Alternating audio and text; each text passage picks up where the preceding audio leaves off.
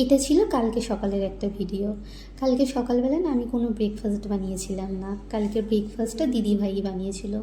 আসলে না কালকে আমার ঘুম থেকে উঠতেও একটু লেট হয়েছিল। শনিবারের মর্নিংটা না একটু প্রেশার কম থাকে, সেই জন্য এত চাপ নিয়ে উঠি না, একটু ধীরে সুস্থেই উঠি আর সব কাজ একটু ধীরে সুস্থেই করার চেষ্টা করি। আজকে সানা আর দীপও অনেকটা লেটে উঠেছিল, সেই জন্য ওদের ভাবলাম আগে ব্রেকফাস্টটা দিয়ে তারপর আমি অন্য কোনো কাজ করব। তার কারণ হচ্ছে সানার আবার 10:30 থেকে টিউশন থাকে। আর আজ যেহেতু দীপ বাড়ি চলে যাবে, সেই জন্য সানার পাপা দীপকে নিয়েও একটু বেরোলো সানার সাথে সাথে। কারণ কি দীপের কিছু কেনাকাটি করার আছে, যেগুলোর এখনও পর্যন্ত হয়নি।